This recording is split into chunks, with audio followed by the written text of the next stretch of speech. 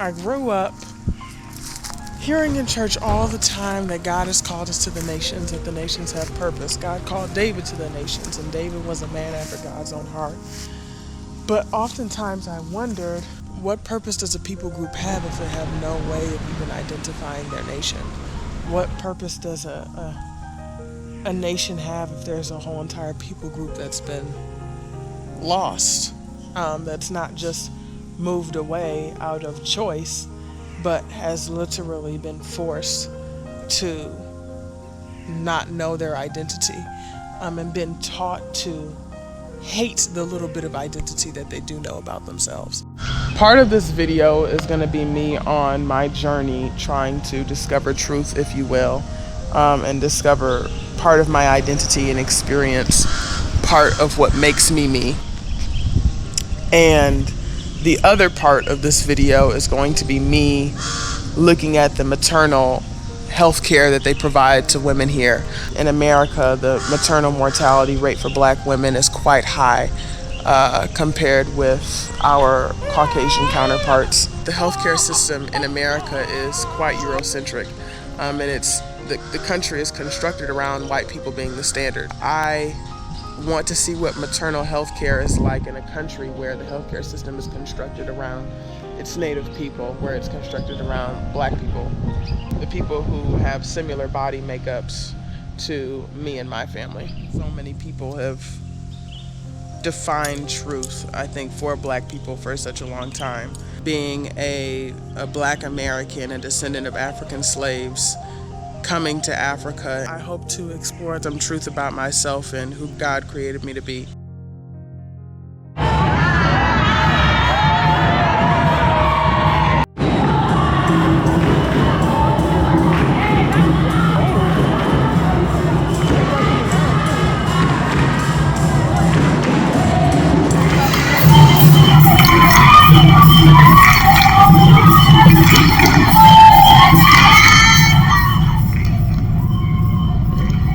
I have officially landed in the motherland. Bye. Which is super exciting. Thank you. Bye-bye.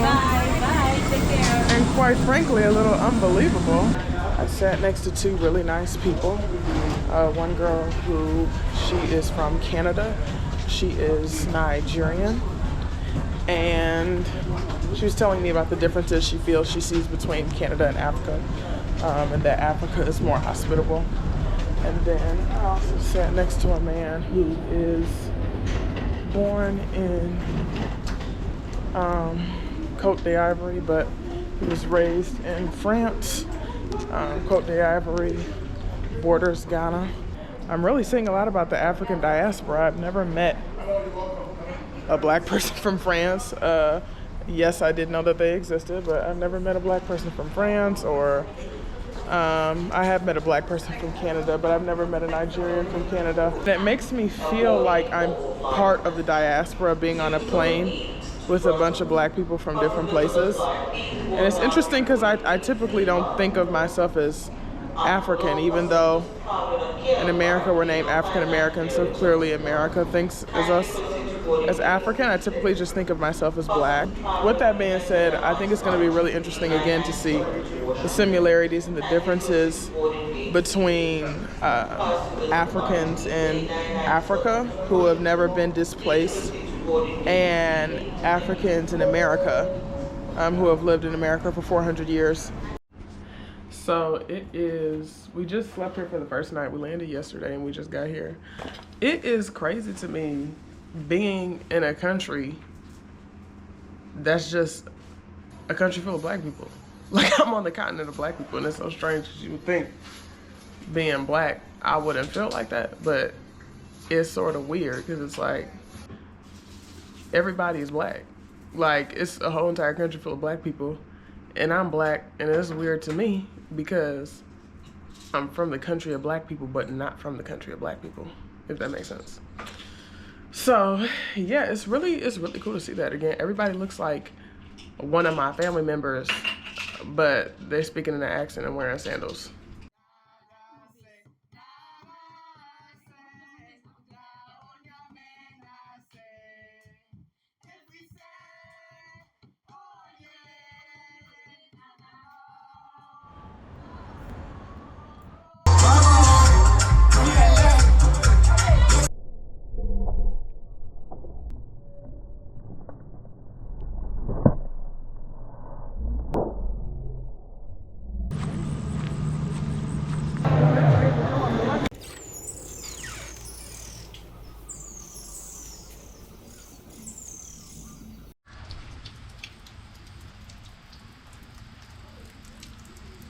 today was my second day in the hospital.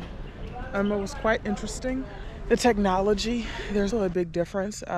One thing that they do is instead of putting it in the charting system, you have a booklet, and every single doctor that you see, they fill out something for you in that booklet, of the information they've given you and what medications you're supposed to be taking. Their hospital is also very informal, which is something that I like. Yeah, I like it, but I can see how it can be a problem. It seems like a very family-oriented community. So, for instance, one woman who was pregnant came in there with her young daughter, and the mother, the patient, got up on the little table that they had to check women out on, and everybody said hi to her daughter, and then the nurse just picked up her daughter and put her on the table right beside her mother. When typically in America, you wouldn't put a baby, a young girl, a toddler, up on the patient's bench or wherever you're about to perform whatever procedure on them. The child would typically have to sit somewhere or wait in the waiting room with somebody. Also, I just personally wouldn't pick up somebody's child without permission, but it seems like that's their culture, that is very family and community oriented. So that was sort of nice to see. Could you introduce yourself and tell me what you do at this hospital? Okay, Esther AJ Connectu. I'm a rotational nurse. You're a nurse? Okay, a rotational nurse. So I noticed that the waiting room is pretty packed. Is it like that every day? Yes. Okay, and about how many patients do you guys get every day? Like 35 to 36. 35 to 36? Okay, so how quickly are you guys able to see them? That depends when they come. When they come? Yeah, if they come early, we are able to see everybody. Okay. But as it gets later in the afternoon, some people might not be able to be seen. Yeah. Okay. Do you think you guys need better resources or? Yes. Yes? What type of resources? Okay, when we go to the maternity, for instance, yeah, I think the place is too small for the patients. Okay. Yes. Sometimes they are packed there. We don't get the hospital beds for them. Yes. Thank you, Esther. So today was actually a very, very nice day. We had the blessing of being able to go to a rural community named Namakwi, and we were able to see their health clinic that is, been built pretty recently. In the health clinic, they only have 6 workers, but they have over 3,000 people. We were able to speak to the chief, Chief Nana Nintia Aboa. He talked about the health disparities in his community, and he said that really they just deal with the normal health concerns that you would see in Africa. So, malaria is a big one, and other issues that they have. And he did say that they have difficulty with certain resources, but for the most part, they fend for their own, again, due to the government not stepping in and helping people with those resources. One thing super interesting about Chief Nana is he actually lived in America. He studied American history and said that he brought it back to Ghana. I asked him how involved Guinean government is with the kingdoms, with the villages, etc., because in Ghana there are so many chiefs, and I wanted to know, do chiefs majority just rule over the land that they have ownership over, or does the government rule over it? He said that the government is very corrupt, and that the government is not like America, where you have a mayor, then you have a governor, and then you have state government, and then you have federal government. But he said the government is everything is federal. And he even talked about the importance of having good chiefs that will advocate, because he said if not, the government will just take advantage of communities. He's been doing some remarkable things for his village. He built their first public toilet system, their first public trash, so that there's not litter on the streets. He's even outlawed it in his community, that people can no longer build houses with dirt, because he said that's outdated, and they're trying to modernize the community. He seems like a very forward-thinking leader who's very proactive and doing a lot. Chief Nana talked a lot about American pride. He talked a lot about how he feels Ghanaians don't have the pride America has, that America has that pride because he said, and I quote, we're top of the world. And I said I found that interesting because everywhere I go in Ghana, people seem very proud to be Ghanaian, as one should be of their country. And he said, well, that's natural. And he used the analogy of your gums. And he said, everybody licks their gums, whether it's sour or whether it's sweet. In other words, everybody is going to, it's a natural feeling to be proud of your country. I can say that I do miss my home. And when he said America is on top, though America, the economy is on top of a lot of other nations, I do think that there's a lot that we can learn even from a developing nation, because even when nations are still in that developing phase, sometimes they have things to offer that other countries who think they have it all figured out have not figured out.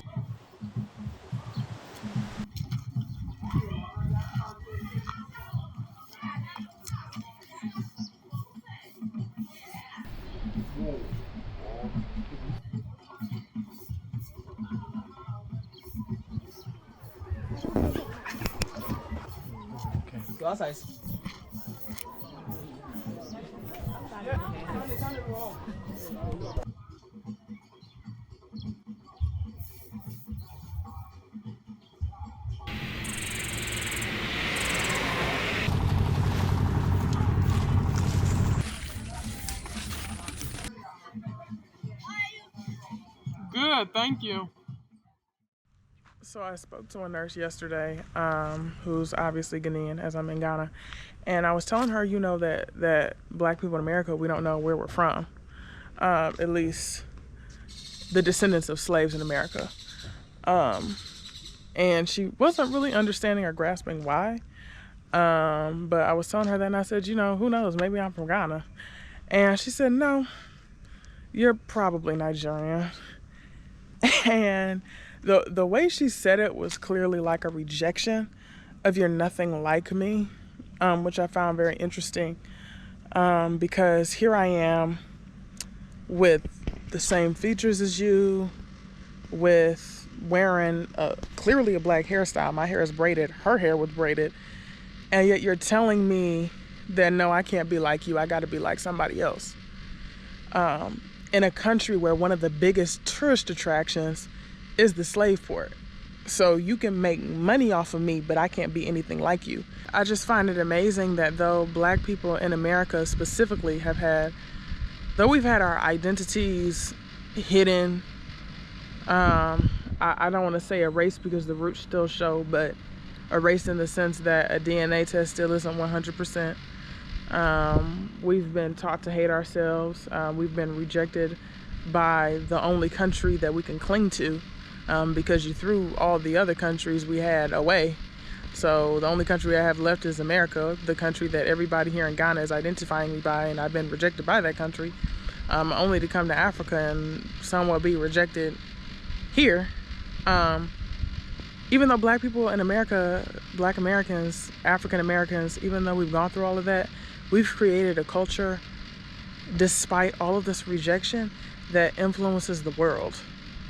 I mean, I see people all throughout Ghana trying to dress like Black Americans, talk like African American. You trying to dress like Black American, talk like Black American, listen to Black American. It's remarkable. We've created something through all of this trauma that's influencing the world.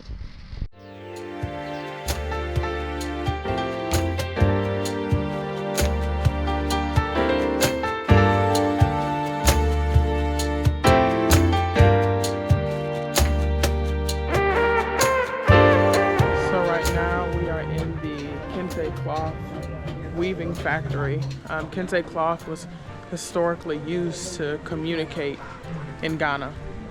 And it made me think about how slaves, when they got to America, used to communicate through weaving, even through braiding and different patterns in hair and in cloth and things of that nature. And that they said Kente cloth was used to communicate even before language was a formal thing that was used in Ghana, which is quite remarkable. And it definitely shows me, again, a similarity in something that continued throughout the African diaspora, as the hairstyles and the weave and those different things that have to do with patterns and are still being used today. And even when Black Americans come to visit Ghana, to visit West Africa where we were sold from, they typically come and buy kente cloth. I mean, as you can see, this man already has prepared here. What's your name, sir? Yeah, my name is Collins. Collins? Collins, yeah. Okay. He already has prepared here the D9 Black sorority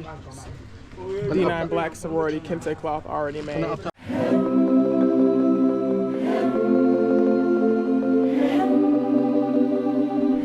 Oh, he's watching us.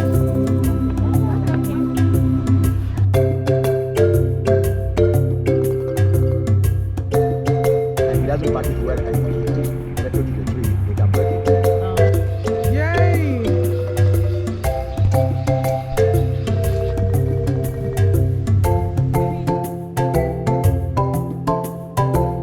It's very shocking. It is a female. You know how female God created female. Females always, their back are always to be higher than the males. So the female back and the tail tend to be high. And the female, the male.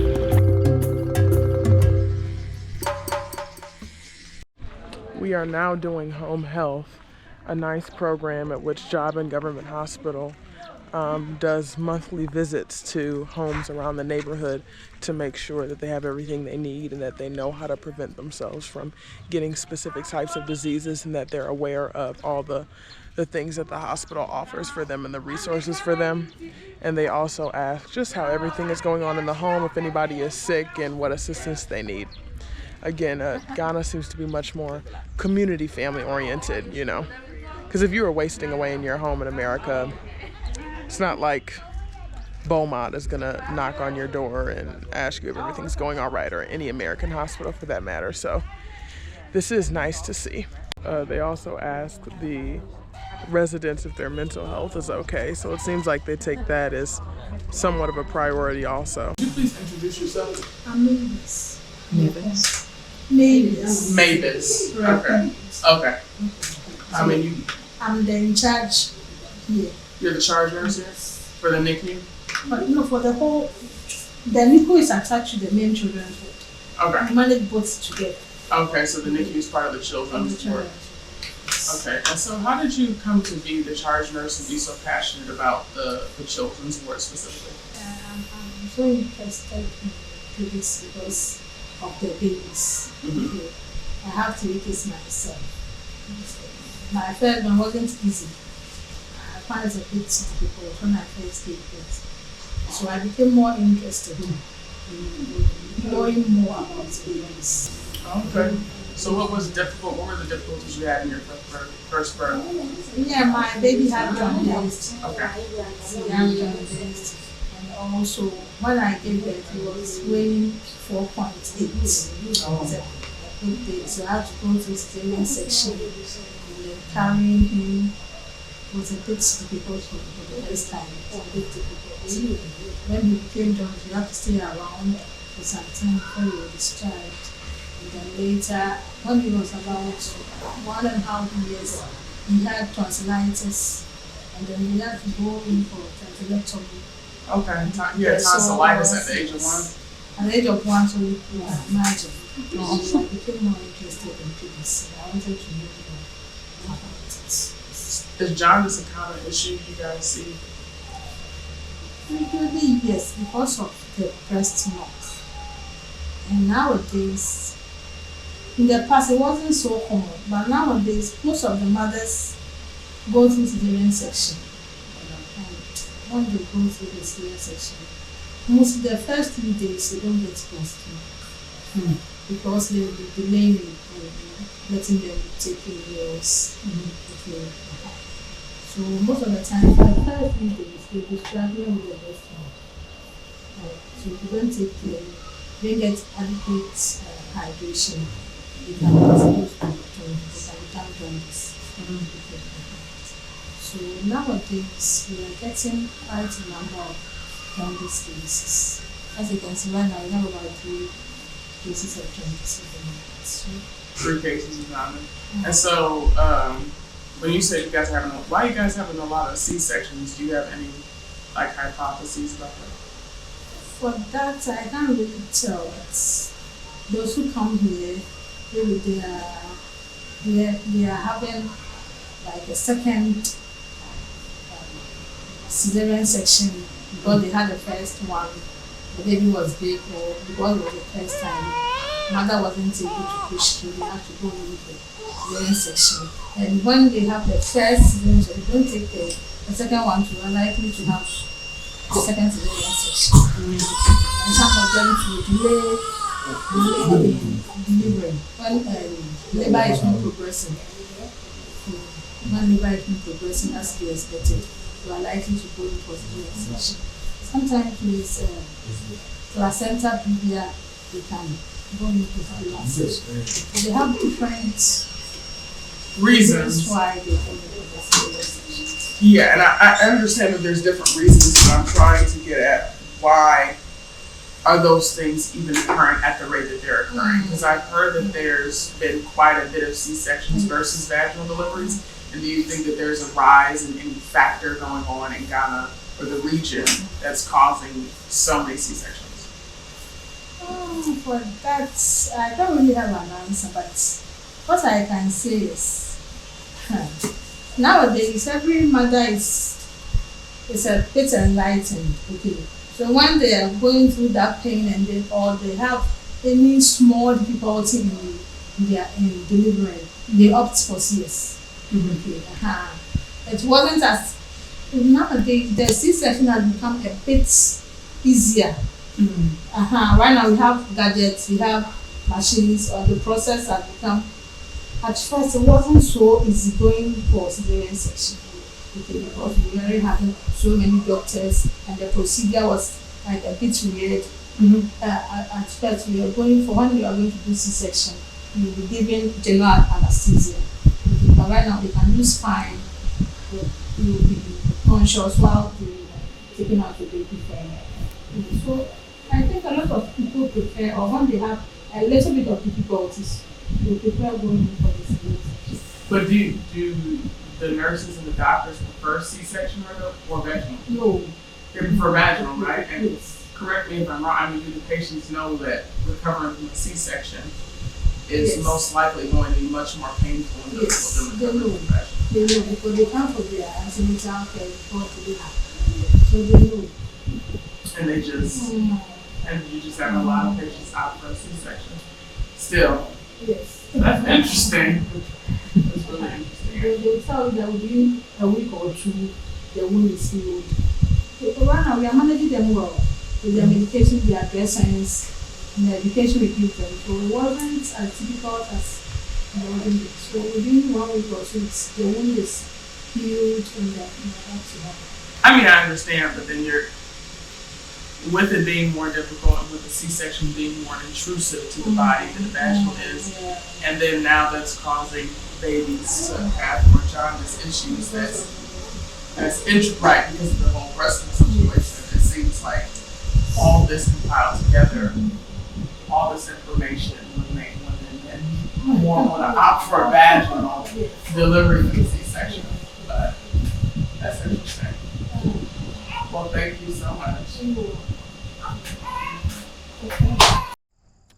Yesterday I had the privilege of going to the mother-baby unit at Job and Government Hospital, and there was a mother there who was doing kangaroo care, doing skin-to-skin with her baby that was born at 27 weeks. And the nurse in that unit told me that the baby was a miracle baby because their hospital doesn't have the resources, she said, to care for a baby that was born that preterm. But thank God the baby is growing. That baby had nothing but breast milk, and they said that the baby has been gaining weight, and they've been, the baby has a good suck despite being 27 weeks, and that the baby's been growing. So that was really cool, and that was just a blessing to see that even with the lack of resources, they're still able to care for this child. And it's amazing to see how far kangaroo care and simple breastfeeding can go for a 27-week-old baby. I don't know how they distinguish being white from being a foreigner. And I'd like someone to describe that to me because I've had several people call me white. Actually, most people just identify me as white, and they even identify my classmate who's darker than me as white, and I've even met somebody who's dark skinned who they identify as white again. And I think it goes back to what one woman told me, being that whether you're light skin, brown skin, or dark skin, you're all American. And so there was a point where one man was going around calling us brofo, which means white. And my classmate asked, what does brofo mean? He said, white. And she said, well, I'm not white. And he said, you two. And he pointed to me and her and said, are white when you're with her. And he pointed to my white classmate. And he said, but when you are without her, you are Black American.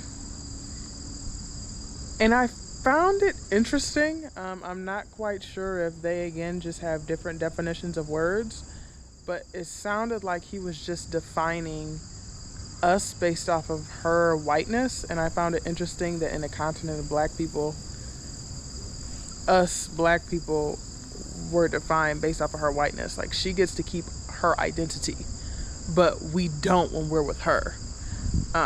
Almost again to me like the nature of being a slave. You're not Ghanaian, but you're not white, but we're going to identify you as something that you're not. Even though your identity is clear, you're clearly Black and you're clearly American, but we're going to identify you as something that you're not, because you're not us and because you're with her. And she has a solid identity, and so we're just going to call you that. We're just going to label you with her. Growing up in a country that's constantly telling you that your being is controversial, you know, bringing up being Black, you're making everybody uncomfortable, and you can't embrace the little bit of what you know you are, because I mean, you don't know your nationality, so all you have to hold true to is being Black, and you can't bring it up because that makes everybody else uncomfortable, because everybody else's ancestors are responsible for you not even knowing who you are. And you go to what's called the motherland, because that's the only place that you know for sure the majority of you is from.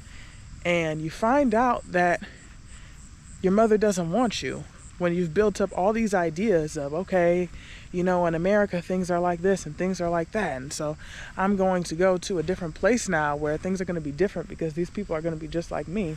And you realize that they're not like you, because you've had unique experiences that in many instances have brought on specific privileges. Even though the specific things that African slaves went through in America has created a different culture that still has, you know, its roots rooted in the way African people have been created by God. You live in America, a first world nation, but you build up this idea that, oh, I'm going to be around, you know, people like me, so it's going to be better. But you have to live in reality, and realize that the motherland, sometimes your mother doesn't like you. Sometimes your mama has issues with you. Sometimes your mom's jealous of you. Sometimes your mom's not jealous of you. She just don't care about you like you think she did. And sometimes your mama sold you off and she wanted you to stay sold, and when you start doing better than her, she don't want you to be sold no more. She wants you to be suffering with her. I don't know. But it's nonetheless interesting to go through rejection in order to find truth. I think it's really actually an honor and a privilege, because I'm one of the small percentage of people on the earth that's able to learn through this lens of reality. A couple days ago, we saw a man during the home health visit who had burns on his body from using the skin lightening cream, which I've seen here. I'll have to recall on what terminology they use on the billboard, but there's a lot of advertisements for skin lightening cream here, as they got independence in 1957. So yeah, there's still a very white sense of beauty here, and a Eurocentric beauty standard. And the skin lightening cream is advertised to make your skin better, make your skin healthier. And his skin was looking horrible, just to be plain honest with it. It was burned, not a natural tone, like not even a natural light skin tone. So that was interesting, sad to see, because even though in America, there's still a Eurocentric beauty standard. There's not as much skin bleaching as I've seen here, and I just expected that there wouldn't be as much skin bleaching and self-hatred, just because this country is majority black and these people, the Ghanaians here, know where they come from. But still, the effects of European colonization, those effects are still here, and that sting is still here, just like we see in America. So it's interesting. Today I found myself really missing home, really missing my food, really missing people who are like me, just black people in America, to be honest. And I thought of the song, "Sometimes I Feel Like a Motherless Child, Far Away from Home." It's a Negro spiritual. And I find it so interesting that I thought of that song, because I came to Africa partially in search of my roots, and I can say I've truly found it when what comes to my mind when I'm missing home is a Negro spiritual.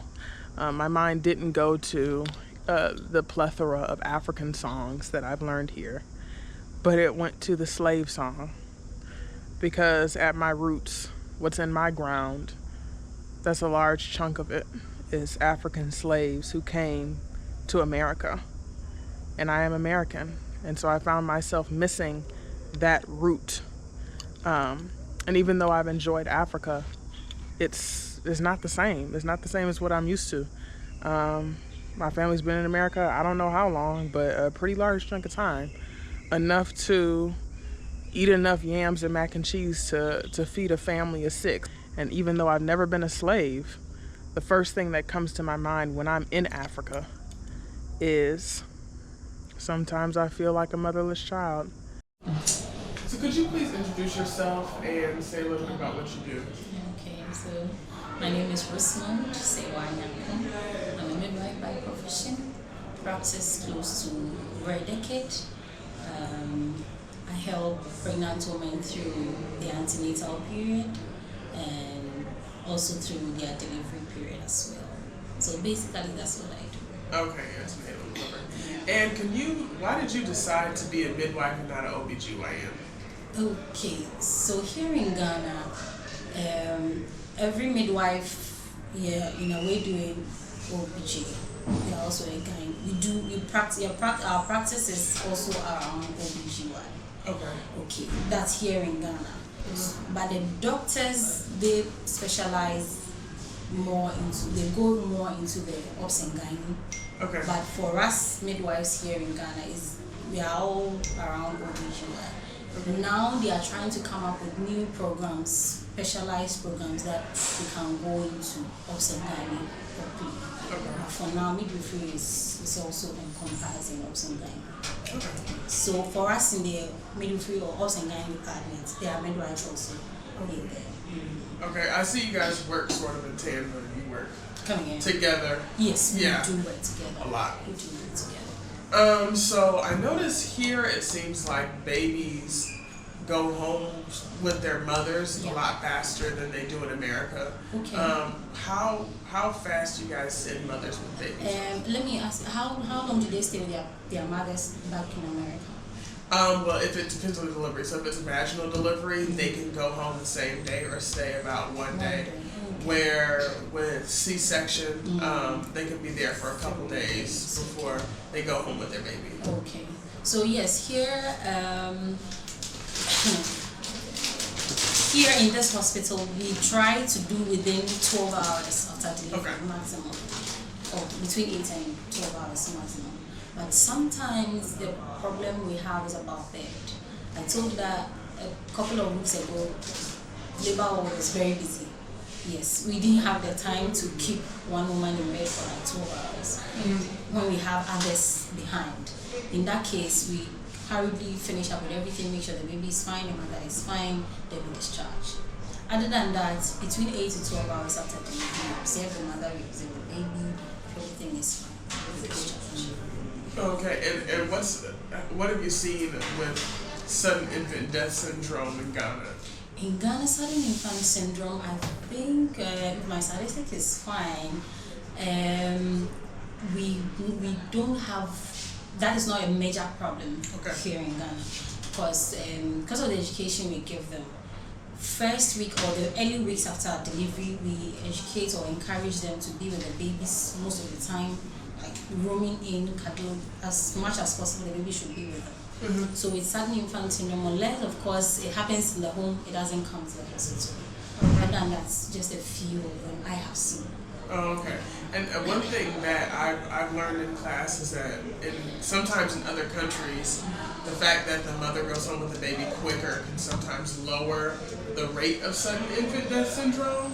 And it sounds like here it's not as big of an issue, Yes. but the culture here seems to also be more family oriented and community That's true. oriented, and not as much of an individualized society. That's true. So That's true. that might, in my opinion, impact the fact. The fact that there's no sudden infant, that's very true. That's Yeah. very true. Yeah, it's just labor. Yesterday I was telling you, having a baby here in Ghana or in Africa is a very big deal for the family. I mean, everybody's waiting for you to bring the baby, so they will give you the support you need. I mean, everything that you need to just take care of the baby as much as you can. So everybody will come on board to help you take care of the baby. So with that, I'm sure that's the reason why there's minimum, rate of sudden infant death here in Ghana. Yeah, and to go over this a little bit more, yesterday you told me about the naming ceremony and how big of a deal that is, which is just an example of having a child is much more of a community celebration. So it's much more community oriented. Yes. I see here also you guys are really, really big on breastfeeding. Yes. But there doesn't seem to be as much of a push for vaginal delivery. And you can correct me if I'm wrong, because I know you guys have a lot of C-sections. Yes, that's true. Which is interesting to me because obviously breastfeeding is natural, but so is vaginal delivery. So why do you think there are so many C-sections? Now, okay, so the C-sections are going up. I agree with you. Due to what will cause them to do a CS? What will cause the doctors or the midwives to decide to do a CS? Sometimes we have postdatism. A woman can go up to 40 weeks. After we do membrane sweeping, give up to a week maximum. That's 41 weeks for spontaneous vaginal delivery to start. But sometimes they come up to 41 plus, even some days the baby hasn't come. So the next line of action is induction of labor, where we start induction. Sometimes we induce up to like 4 cycles of 50%, 50 microgram of cytotec, but the baby would still not come. So obviously the next line of action will just have to be a C-section. And we have the issue of big babies. There are lots big babies. They come with big babies. We look at the estimated fetal weight of the scanner, like, oh, this woman can't deliver. Definitely you do the C-section and this baby is weighing like 4.5, 4.8. We couldn't have made this woman deliver by herself. And poor progress of labor. Sometimes you can start the labor process. Yesterday I met a woman downstairs. I was congratulating her and I asked her, how did it go? It's everything serious. Oh, why? What happened? I got to 9 cm. I couldn't go again. I mean, this one, I was like, oh, really? Sorry about that. Like, it's all good. So sometimes it doesn't end well with poor progress of labor. It doesn't, progress well. But we are still advocating for vaginal delivery. Okay, and so what do you guys do? Is there a formula shortage at all? Because recently... Formula feeding? Yes. Oh, no. It's very common. Okay. Very, very common. It's easy to come by. But there are other particular brands that are not easy to come by. Okay. Yeah, like Enfamil, Optigrow. There's one Optigrow. I also sell baby stuff, so I know about them. So you got your side hustle. Yeah. So for the SMA, lactogen, those ones are very common. But there are other foreign ones that are not very easy to come by. But when they come in smaller quantities. So if you have somebody, a relative outside, bringing it down to you. You talked about big babies. You're not the first person to tell me about the big babies. babies. Okay. So why do you think there's such a high occurrence of women having big babies? Okay, for a baby to be big, we have the genetic factors. So we can observe that those who come with big babies, you can see they are either built up or their husbands are built up. Yes, and I don't know if I should relate it to dieting, but sometimes we can relate it to that. And yes, babies born to diabetic mothers they tend to be very big. Yes. So do you guys have any interventions while the baby is forming to prevent complications from just having a large baby? Okay, so when they start with the antenatal, we do something called SFH, symphysis-fundal height. We check for the symphysis-fundal height. You check for the fundal height? Fundal height. Okay. It's supposed to correspond with the gestational age of the baby.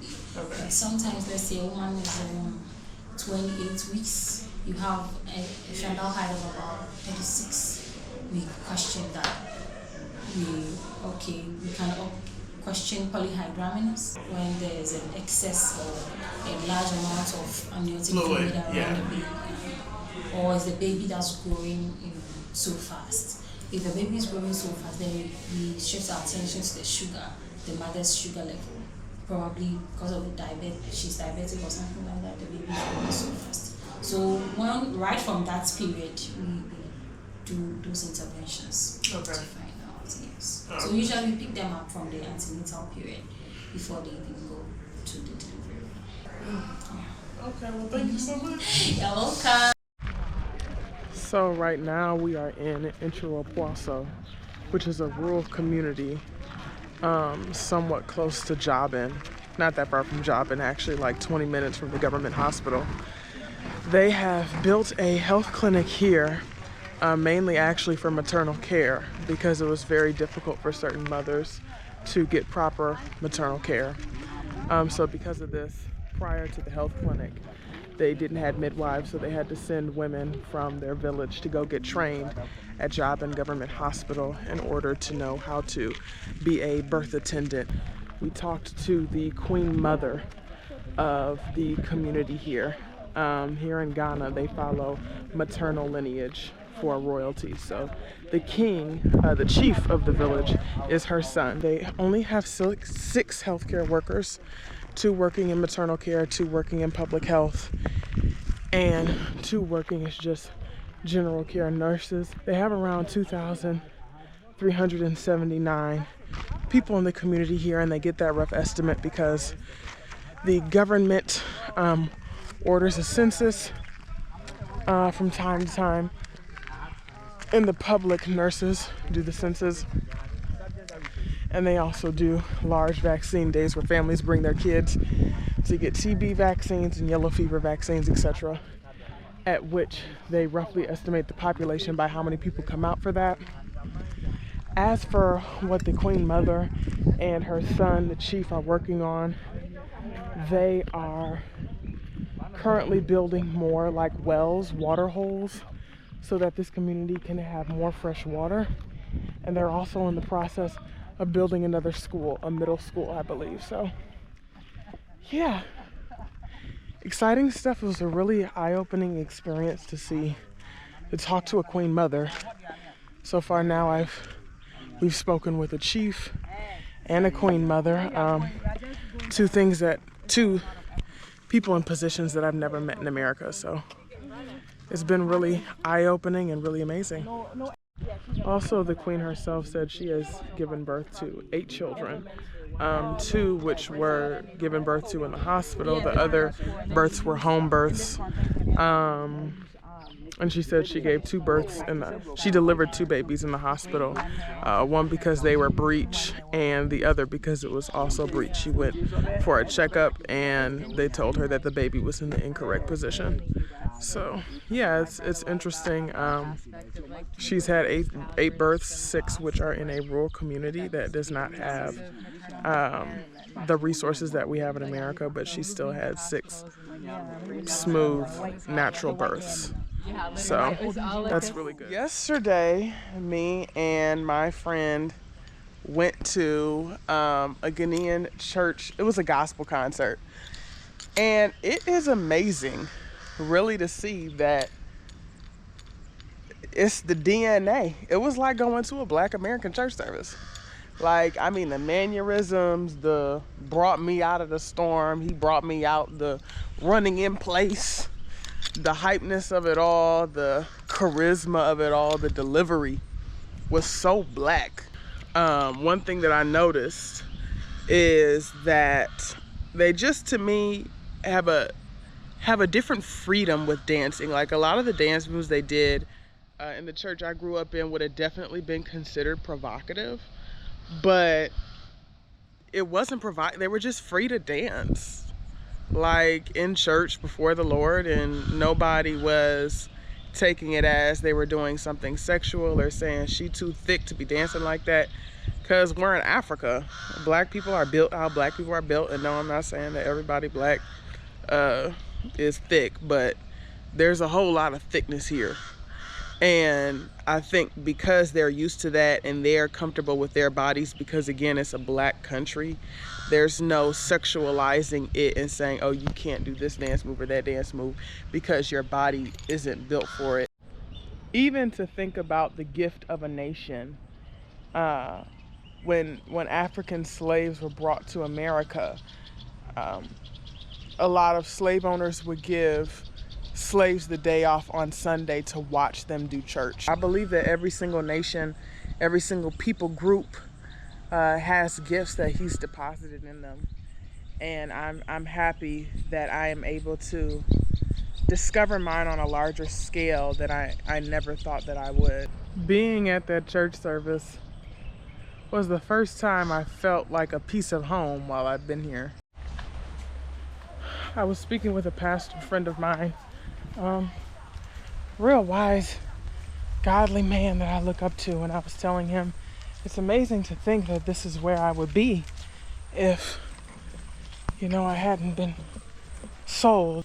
He told me, well, Zion, it's impossible for there to be a you in Africa because everything that makes you you, part of that is being in America. And I thought about it, you know, even though the majority of my roots are in Africa, and it's amazing to be here, and I'm thankful that God has brought me here.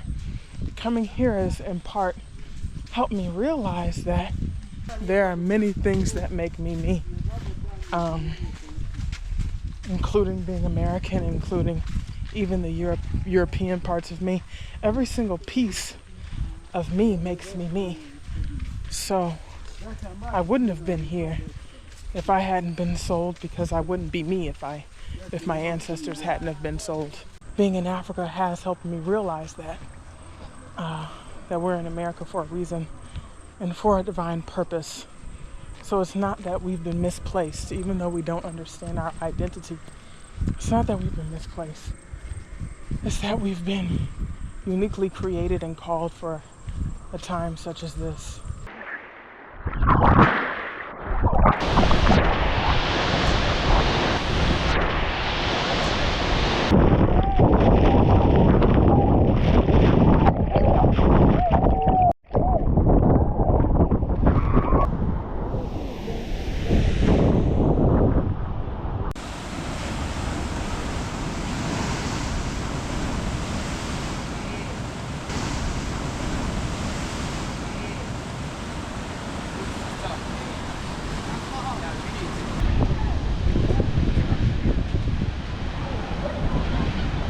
We have now arrived at Cape Coast Castle, Ghana's ex-slave port.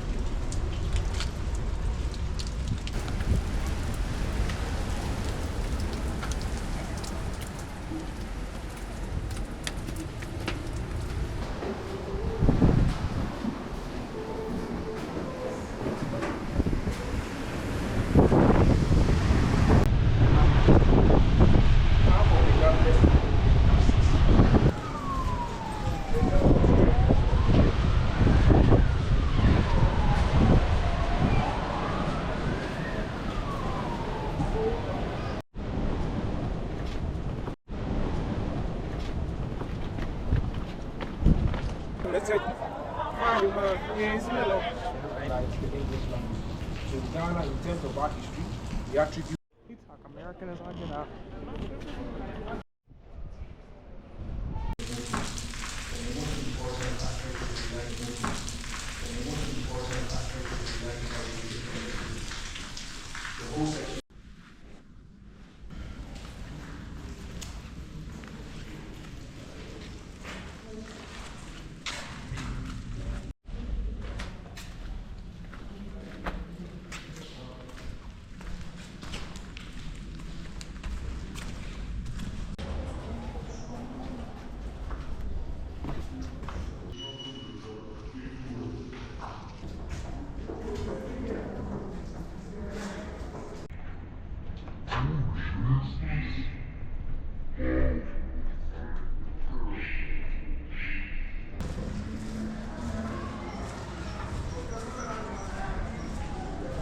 They said that the door of no return was actually much smaller than that in reality, and that the slaves had to bend down and crouch down to even get through the door, and it was made narrow on purpose.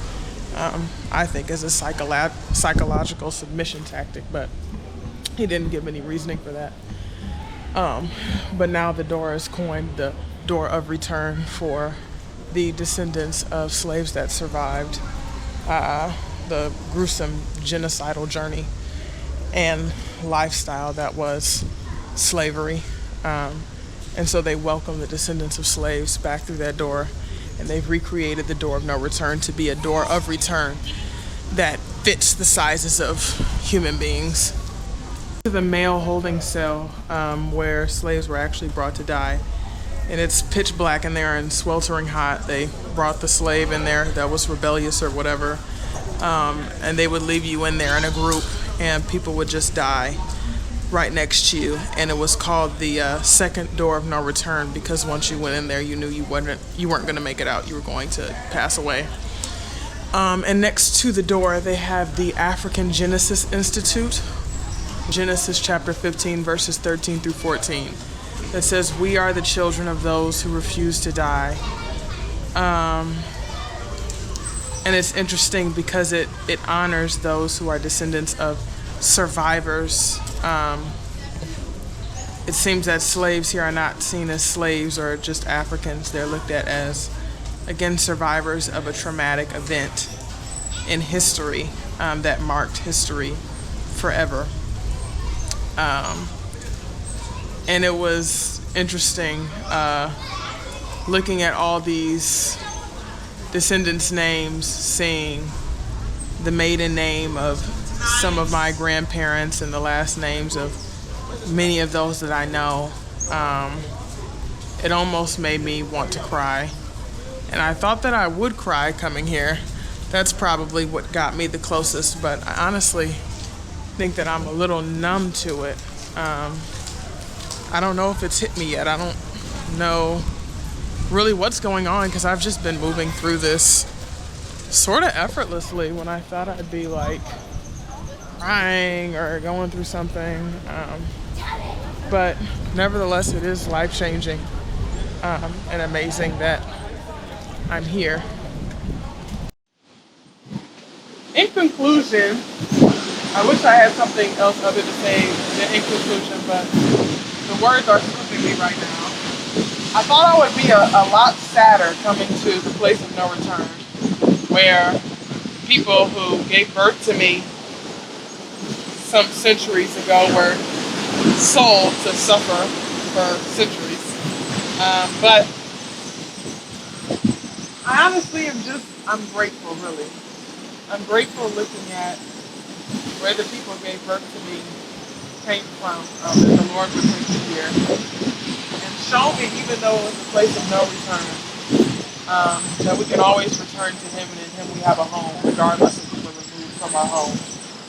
And coming here, I thought, wow, it would be really cool to see a piece of me, even though it may be a piece of me.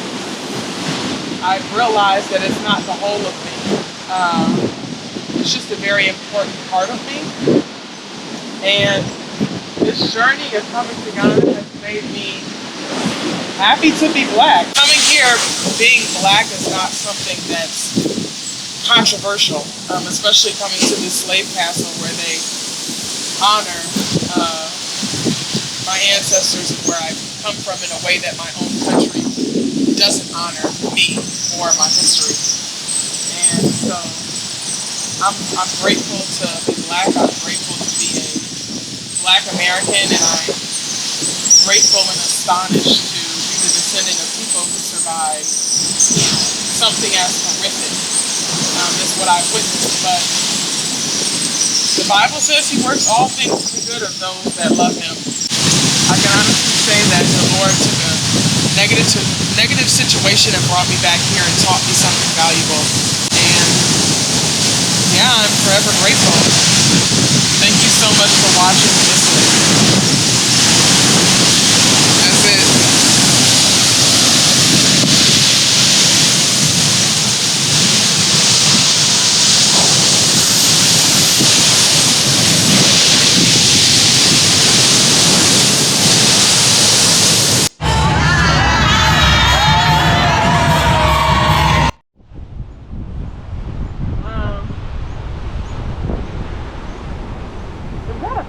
I'm sorry. There's just the pinkest pig. You see that pig? I wouldn't. I was over there trying to be deep. Look at this pig. Oh, you can't see it from here. And I can't scroll in, but it looked like a southern pig. I've never seen a pig that looked like that here. Okay. I actually love goats. Hi, goaty woaties. Hi. Oh, wow. I'm like capturing goat life. Hi, goat. Yay. Hi, little goaties.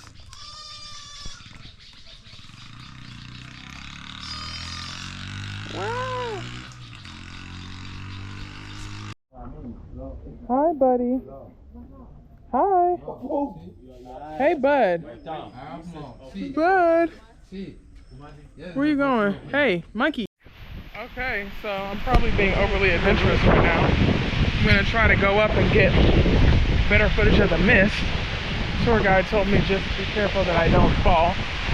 So that's what we're gonna do. And Jesus protect me as I walk through this grass. Not quite on solid footing here. And it's very, very powerful, as you can see. Look at that wind. Guys, the force of that waterfall, when you get closer, is crazy. I couldn't even see. I literally couldn't see.